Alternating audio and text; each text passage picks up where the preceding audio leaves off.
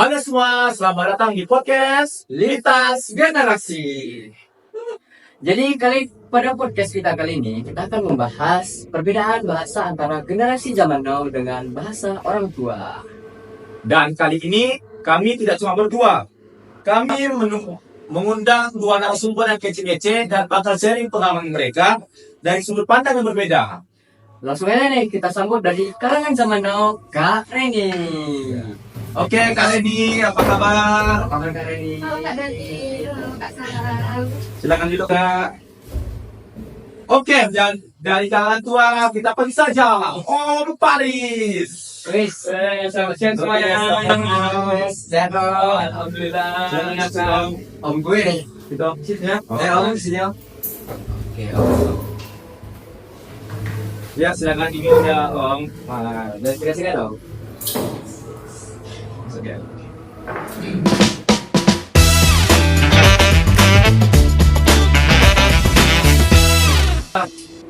Nah, kita mulai nih dari kasus yang paling sering muncul. Nah, salah paham karena bahasa slang. Oke, kalian ini pernah nggak sih ngomong sesuatu nih ke orang tua, tapi orang tua ini salah mengartikan? Pernah nggak sih? Pernah banget, aku pernah bilang ke mama, aku gas dulu ya. Malah dimarahin, katanya apa ngomong kasar. Oh, nah itu saya juga bingung pas anak saya bilang gas. Saya kira dia marah sama saya, ternyata tidak. Oh, gitu. Jadi gas ini sebenarnya apa sih Kak Reni? Gas itu kayak resiko aja sih, atau ayo jalan, gak ada kaitannya sama kata-kata kasar. Oh, jadi ini contoh nyata bagaimana bahasa anak muda sekarang ini bisa bikin orang tua, ya kan, Om Paris? Betul, karena di zaman saya nggak ada kata-kata seperti itu. Jadi wajar kalau orang tua pada bingung. Bingung ya.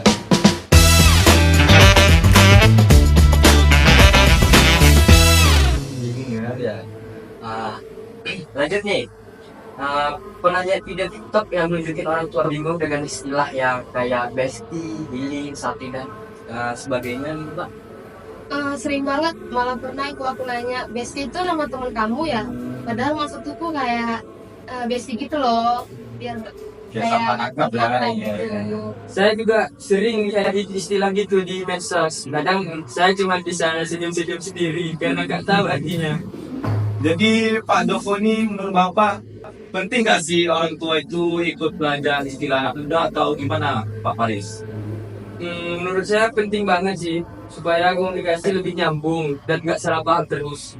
Jadi Bapak sendiri udah ada nggak mempelajari bahasa-bahasa anak muda gitu yang gaul-gaul?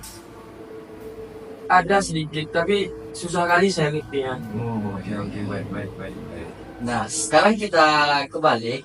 Banyak orang tua yang pakai kata gaul juga yang ikut-ikutan gitu kayak auto, santuy, anjay. Nah, itu gimana sih? Ya kan kayak Pak Paris tadi bilang udah mulai belajar dikit bahasa gaul kan. Ya. Coba ada nggak yang satu kata gitu yang Pak Paris pernah lakukan di kehidupan sehari-hari atau di medsos gitu? Oh, pernah kemarin saya ngetik santuy di grup WhatsApp keluarga. Tapi malah diketawain sama anak saya. Katanya nggak cocok. Kadang lucu sih kalau orang tua coba ikut-ikutan, tapi menurutku seru juga, hubungan jadi lebih dekat. Menurut kalian ini makin mempererat hubungan nggak sih kalau kayak gitu kan? Orang tua mencoba bahasa anak-anak gaul sekarang. Iya. Tapi kadang lucu juga sih. Lucu ya. Lucu Om. Itu memang sangat gaul. Lanjut nih.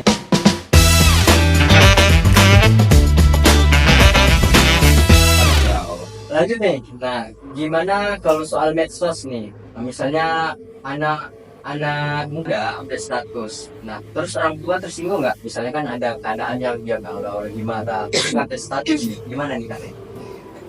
Pernah sih aku nulis bagus banget di rumah, papa langsung tanya, kenapa gak betah ya? Kami juga generasi orang tua mungkin lebih sensitif. Jadi pas baca status kayak gitu, kami mikirnya langsung negatif. Oh, padahal itu cuma ekspresi anak muda loh Pak, bukan maksudnya langsung kayak gitu, ya kan? Mikir apa? Iya, cuma kayak curhat dikit, gak nyindir siapa-siapa juga. Oke, dan selanjutnya tuh bagaimana nih dengan guru atau di tempat kerja yang mungkin belum mengerti dengan bahasa anak muda ini? Apakah ada suatu permasalahan gitu mungkin dari kalian sendiri? Di sekolah pernah sih teman bilang ke guru, Bu tugasnya jelek nih. Gurunya bingung dan marah-marah kirain dihina. Kalau di kantor, kadang-kadang anak muda yang baru masuk kerja, dia sering ngomong slow aja gitu. Jadi kesannya kayak kurang profesional aja gitu di dunia pekerjaan. Oke.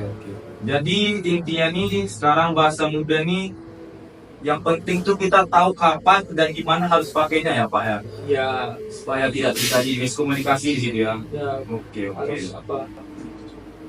Nah, jadi pembahasan kita kali ini kita jadi ngerti ya, walaupun beda generasi, beda bahasa, yang diperlukan itu kita untuk saling mengerti dengan bahasa.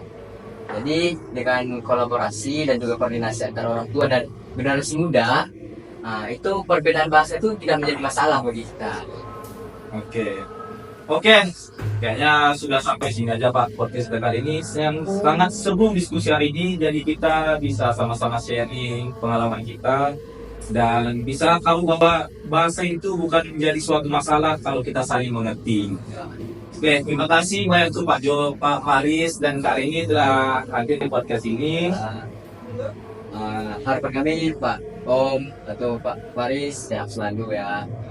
Ingat umur juga sudah lanjut, Banyak-banyak bersyukur. Oke, dan Kak Reni. semoga diberikan rezeki dan juga Kak Reni dilantar.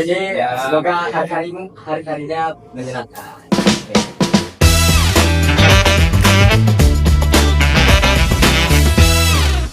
Oke, Pak Faris, ada nggak pesan-pesannya untuk anak-anak muda zaman sekarang ini mengenai berbahasa yang sopan dan santun kepada para orang tua?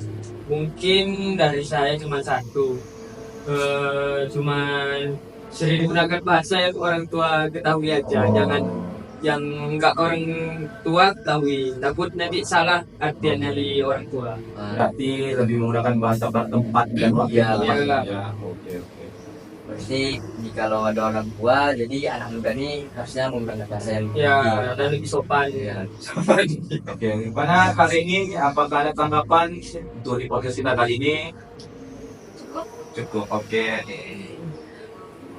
Jadi mungkin kalian lagi maksud dari setuju nggak dengan penyampaian dari Bapak Faris tadi, dengan anak muda harus menyesuaikan kondisi itu dalam berbahasa? Setuju aja sih, soalnya kan gak semua orang tua juga bisa paham sama bahasa anak zaman sekarang, biar gak jadi miskom gitu. Ya.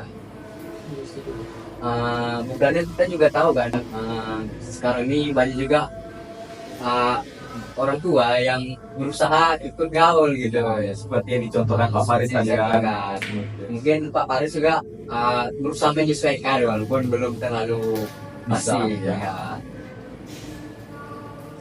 Mungkin itu saja pembahasan kita mengenai podcast lintas generasi. Di sini kita sudah tahu bahwa percakapan yang beberapa kasus terjadi ataupun kesalahpahaman antara generasi muda dengan orang tua, yang mana diwakilkan oleh generasi zaman Kak Reni dan juga orang tua Bapak Faris. Oke, ini om saya. Oke, kami rasa cukup sekian podcast kami pada hari ini. Sampai jumpa di podcast Lintas Generasi selanjutnya. Bye-bye. Next.